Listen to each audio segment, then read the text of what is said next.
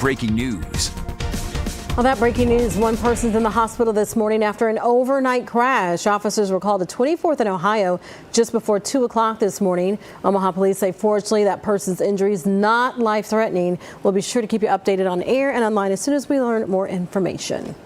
All right, it's good to have you with us. Happy Friday as we start the day on our streaming broadcast. Good to have you here. I'm Erin Hartley. And I'm Cerise Cole. It's the first day of August, and we're started on a very nice note. For the most part, Jared, we've got really nice temperatures, really nice weekend ahead, but just one little problem. That wildfire smoke. Here we go again. Yeah, we've got that pulled in from Canada, and that's going to be a factor through the weekend. And you're really going to notice it when you're stepping out the door with how it looks, and maybe notice a little bit of a smell of it as well. So let's take a look at how things are shaping up with that. This is our Children's Nebraska camera, and you can see it's actually a clear sky that we have at the moment. It's just that we have so much of that smoke that's overhead and some of it at ground level. That's the reason why it looks so gray when we're looking at this view. So that's the problem that we have out there, and it's a shame because it's a really nice morning out there. 64 for the temp. We don't have much in the way of mugginess in the air. That's going to stay at bay all day long. Not much in the way of wind. We will pick that up a little bit more as the day goes on, and we'll talk more about that in just a moment. Hold that thought on the wind because that is an important aspect here. As we look at the air quality, you can see that we're in this orange shade. When you look at the legend here that says sensitive groups, what we mean when we say the sensitive group category is anyone who has heart, lung conditions, maybe elderly. You may be a little bit more prone to having symptoms when we have these kind of situations with the smoke being in place, and you may want to try to limit your time outdoors. Now when you see this red shade here that's off to the east, that's unhealthy for everybody that we're talking about, and that's not too far away, and you see a lot of it extending from Minnesota, Wisconsin, back into Illinois. Earlier, it was yesterday, it was going around on social about how Chicago had the worst air quality in the world, so that's how bad the smoke has been over there and over into central Iowa. Now keep this in mind, this is the other important aspect. Minnesota, Iowa, Illinois, that's off to our east. Watch what our wind is doing today. That's out of the east. So that's the reason I don't expect really any improvement on the air quality as the day goes on. And in fact, may kind of fluctuate between our current situation and getting a little bit worse at times with that east direction. So we need that to change for us to get some improvement. We get a little bit of a change as we get into our Saturday that gets more of a south wind direction, and that could try to help us out at ground level. I think there's enough of that smoke that will likely keep that murky look to our sky into our Saturday and our Sunday, but hopefully that southerly component is just enough to help us out with how it is with the air quality at ground level, and we'll have that into our Sunday as well. That's the one wild card that we have as we make our way through the rest of the weekend. You can see that we're still kind of pulling some occasional plumes of that wildfire smoke into the area through the rest of the day. Now, wildfire smoke forecast is a little bit tricky because it does depend on what's happening with those fires. You can get a lot of changes over a 24-hour period. That's why we don't typically talk too much about the specifics of how much smoke there is over once you get past 24 hours. So keep on top of this. We'll continue to update you through the weekend on the First Alert 6 weather app with how that situation is evolving. But if you aren't somebody who is impacted by that smoke more, it's a really, really nice afternoon that we'll have. We'll be in the upper 70s. We'll have the mugginess at lower levels. There's how the temps unfold as the day goes on. You'll have sunshine, albeit a hazy sunshine, but sunshine that will be in place as the day goes on. There's a lot to like about not just that, the mugginess staying pretty low all day long. We'll start to creep that up a little bit more as we get into our Saturday and our Sunday, but when you're looking at that 3-day forecast, in the first 3 days of August, and you're seeing a lot of 7s to start that high temperature, that's pretty unusual and noteworthy when you have that. I think people want to know, do we keep those cooler temperatures though? For a little bit. Okay. So we've got a few days that we're going to hold on to that.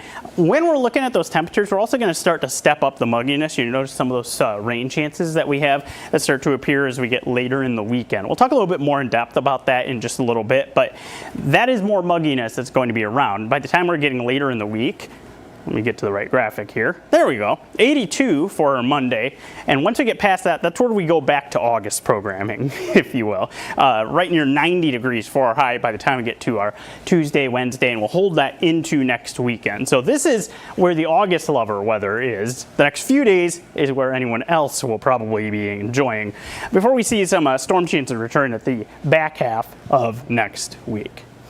And it's a forecast that has a little bit of everything for people as far as the temperatures are concerned. You could probably satisfy just about everybody with that forecast. I think so. I think so too. All right, traffic-wise, how are we doing? Yesterday was a little bit of a mess. Yeah, and a lot of spots are doing pretty well, but we have had one consistent problem spot this morning, and it's in Council Bluffs. Let's go check it out. It's on I-80. As you're making your way westbound right around Madison, we've had a crash that involved a semi that was in place there. Now, I will say, when you're looking at this, we had red that was lighting this area up for quite some time. I think we have a camera view of this, and I'm expecting to see a better situation.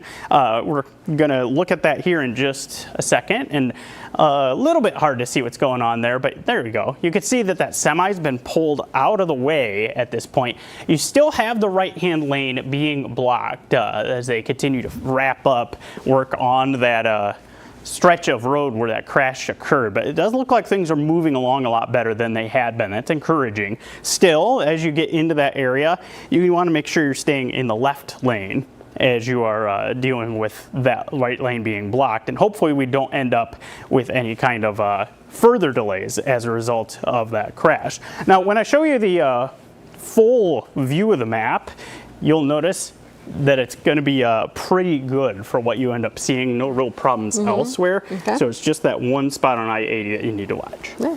All right, take it. Jared, thank you. We're getting some answers on what authorities say caused an explosion at a Fremont plant. 32-year-old Dylan Danielson and his 2 young daughters were killed. The state fire marshal's office believes the blast was an accident, saying a dust fire led to an explosion. This all happened at Horizon Biofuels in southern Fremont. The plant manufactured wood pellets and animal bedding. Now, First Alert 6 Investigates spoke with a fire safety expert to explain what exactly is a dust explosion. Sherry Wilson says a normal fire needs 3 components. Those are oxygen, fuel, and an ignition source. But with a dust explosion, you need 2 more components: confinement and dispersion. Now, Wilson says all those components can cause rapid combustion. Eyewitnesses told us they saw multiple explosions at Horizon Biofuels. Wilson says that's not surprising. And she explains when the first explosion disrupts the dust in a confined space, it makes the next explosion even larger. Wilson says that OSHA has standards to prevent dust hazards, but she feels it's not always taken seriously. The unfortunate thing is a lot of people just don't know the potential of a dust explosion, and they think, oh, no big deal. Where really you've got to do a lot of cleaning. You can't have a lot of dust laying around. Horizon Biofuels was fined by OSHA in 2012 over issues with dust control. We also looked into a complaint filed earlier this year by a nearby business. Yeah, they were concerned about dust making its way towards cars in their parking lot. In these photos you see here, you can see the dust piling up on the cars. There was also dust on machines and collecting near a ditch. At the time of the inspection, the document shows the plant was shut down due to extreme temps and maintenance issues. Well, State Fire Marshal says the instability of the structure is hindering any further investigation at this time that could cause smoke to rise out of the tower. We know OSHA is still investigating the blast, though by law that can last up to 6 months. In the meantime, a day full of painful emotions for family and friends of a teen murdered back in 1969. A judge accepted a plea deal for 78-year-old Joseph Ambrose. And he was arrested over the death of 17-year-old Mary Kay Hesse. The plea agreement allows Ambrose to plead no contest to a lesser charge of conspiracy to commit murder. Ambrose would get credit for time served, meaning he'll likely be out before Christmas. You know, it makes it look like they threw this whole case out just like they threw the trash out, just like he put her in the ditch and left her like trash. He left her to bleed out. He left her to bleed out. He didn't want to die in prison. She didn't want to die March 25th, 1969 either. We did do some digging on the evidence that would have been presented in a trial. Now, court documents reveal Ambrose confirmed he always had a knife inside his car, including the day of the murder. He also allegedly did confirm there was blood on his car the day of the murder and that he knew Mary Kay. Eventually, he denied ever knowing her. Ambrose is set to be sentenced August 27th. Happening today in Nebraska, DHHS is changing applied behavior analysis provider Medicaid rates. And parents are concerned about the impact this could have. ABA therapy is a service to help people on the autism spectrum adapt to their surroundings and teach them appropriate behaviors in ways they understand. He's been in for 2.5 years. When he was first diagnosed, he was nonverbal. He didn't like any sort of physical connection, and his elopement was really through the roof. And after one ABA, we tried the one that he's in currently. I mean, night and day difference. DHHS says they are committed to ensure families have appropriate access to necessary services. Happening today, Mayor John Ewing set to make an announcement later this morning. It has to do with affordable housing. Of course, we'll be sure to have your coverage for you on air and online throughout the day. Also today, a ribbon cutting for a North Omaha visitor center. This is at 24th and Burdett. It'll feature locally made mugs, pins, and other keepsakes. I'll be back after this.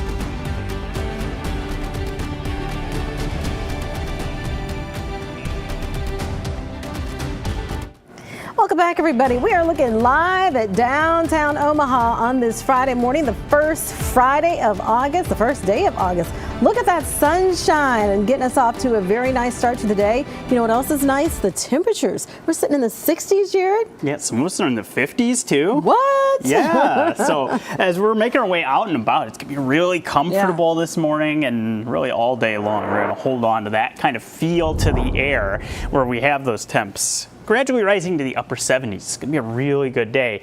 Now, you probably noticed when you were looking, it's kind of a murky look out there. This is our air quality concerns with some of that wildfire smoke that is around. That's the one fly in the ointment today. But notice the 64-degree temp. Notice that we have a dew point that's at 60. That is really low for this time of year. That means dry air that's in place.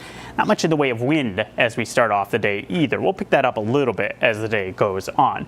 Again, keep in mind the air quality. We're going to be talking about this a lot as we head through the rest of today and the next few days with all of that Canadian wildfire smoke around. And you'll keep that hazy look to the sky as the day goes on. There's an air quality alert as well that's in place. So use caution if you're going to be out and about, especially if you are more prone to impacts when we get into these kind of conditions where we pull wildfire smoke into the area. So that's the downside of what we've got going on. The good side is we keep those 70s that we have for today, have them for Saturday, have them for Sunday, and then we start to warm things up after that. But for the next 3 days, that's some really nice August weather that we're talking about. We're going to keep the humidity at bay through the course of today as well into tomorrow. We'll start to step it up a little bit more once we get to Sunday.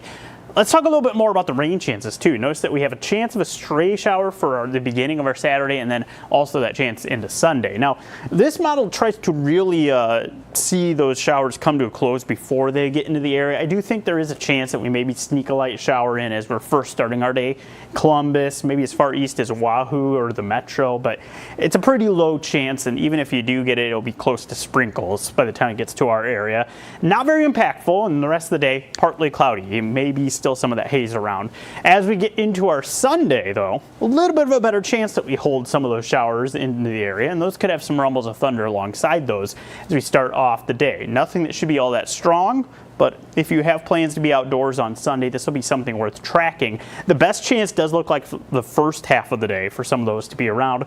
Maybe bubble up just a couple more, though, by the time we get to the afternoon. So keep an eye on that. There's a lot of events that are happening as we go through the course of the weekend, and that's something you'll want to follow along with. As far as the mugginess levels, I talked about that being lower for today. Tomorrow's still pretty good too. We'll start to step it up a little bit on Sunday. You'll notice it at least. It won't be too uncomfortable, but we will see that increase more as we get into next week. And alongside that, it's not just that we see go up, but also the temperature. You're going to see these nighttime temperatures are often a sign of the mugginess level that we see when we're in the summer. When we're in the 50s, that's some really dry air that we have. Notice that it starts to step up into the mid 60s by the time we get to the beginning of next week. So more mugginess in play by the time we get there. The temperatures also starting to go up as we get toward Monday. We're talking about 82 degree high. We're up at 88 by the time we get to Tuesday. That's the August that we know and love. Some people love it. I don't think 88 for August is too bad. I think that's what people want, that's right? fine. Yeah. All right. Is that going to stick around though? Yeah, we're going to be looking at a lot more of that kind of temperature once we get into the second half of the 10-day forecast. Get a few more 90s involved as well. And also we'll have a chance to try to get a few spotty storms to develop too. Notice some of those nighttime temperatures not really cooling off all that much as we head toward the end of next week. And the long-term signs also are pointing in that direction. You're looking at warmer than average temperatures pretty much throughout the country. Our average, say that fast 3 times. Our average high this time of year sits in the 87 or so. So we're talking about 90s likely for the longer term outlook as we head toward the middle of August. Hopefully we can avoid some of the 97, 98 with the heat index of 115 we had earlier this week. Yeah. All right. This is a nice break from that summer heat before we get back to it. Yeah. I love it. Right in time for the weekend too. Yeah, sure. Jared, thank you. Well, happening today, a third person arrested in a deadly shooting will be in court. Police say 20-year-old Mia Miguel Raul Miranda is booked as an accessory in the investigation. Sir Bonner was shot near 118th in Miami. A person drove Bonner to the hospital where he later died. A 15-year-old is accused of second-degree murder. Mercy Mendoza Gutierrez also faces an accessory charge. Well, we are hearing this morning from Bonner's family. They held a prayer walk in his honor, his passing coming just 2 weeks before he was set to leave for a boot camp. The 2021 Burke High School grad decided to serve in the Army. His dad did the same. I'm not saying he was following in my footsteps. It was something he came to on his own, but he did come to his own decision of joining the service and wanting to be a better person altogether. A link to a GoFundMe for the family can be found with this story up on our website, firstalert6.com. Well, parking at a hefty price. I'll explain when First Alert 6 streaming comes back.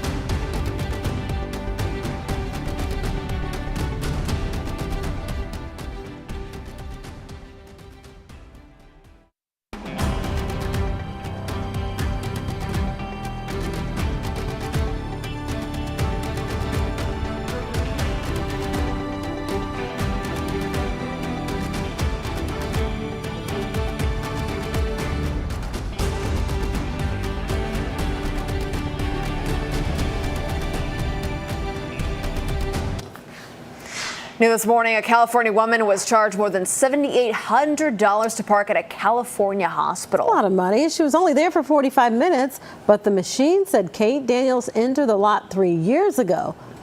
Daniels says an attendant accused her of parking there for weeks. Well, the right people finally got involved. The Parking Company of America and the hospital both apologized for the costly mistake, and they issued a refund. Could you imagine? No. You get that kind of bill? Oh my gosh. Wow, that's insane. I should be less mad about having to pay for $2 parking. Right, it makes some of our parking tickets look pretty cheap by comparison. Wow. All right, everybody, we're going to leave you on that note. Thank you so much for joining us here on First Alert 6. We're going to get ready for our update in the Today Show. Of course, you can watch it here over the air or on our streaming. All right, and have a great start to your Friday.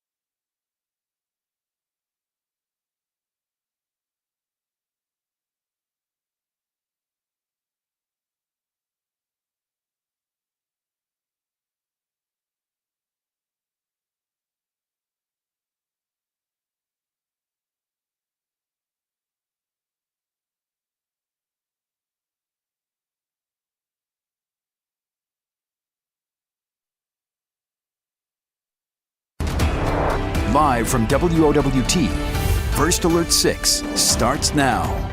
Good Friday morning, everybody. It is 7:26. I'm Cerise Cole. And I'm Erin Hartley. Let's get an update on the roads on your Friday with Jared Lansford. And a new crash to first alert you to. This is on westbound Dodge right around 192nd. You're looking at this one being in place, and you're going to be seeing quite the impacts in this area too. You can see how things very bottled up as you're getting into this area. The left-hand lane's blocked as a result of this crash. You need to stay right as you head through this area right before you get to that interchange at 192nd. Also have been following a crash in Council Bluffs. This looks like it's wrapping up. We have a tow truck on the scene of I-80 westbound near Madison. The right lane has been blocked and should be opening pretty soon. Let's take a look at that forecast that we have. Very comfortable air as you're stepping out the door, but you're going to be seeing this kind of view through the day.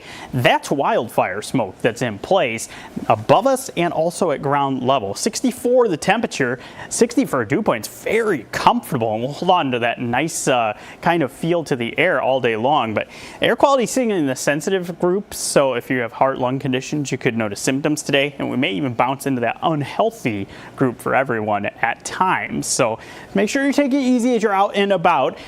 50s for some of us if you're off to the east of the metro. The temperatures, everything aside from the smoke, lines up for a great day. 78 for a high.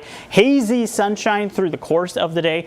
The weekend gives us more 70s for highs with a little more humidity by the time we get to Sunday, and a few spotty storms possible west of the metro. Breaking news we have been following this morning. A person is in the hospital after an overnight crash. Officers were called to 24th in Ohio just before 2 this morning. Police say the person was taken to the hospital with non-life-threatening injuries. It is 7:28. We are back with another update for you in about 25 minutes. We'll see you then.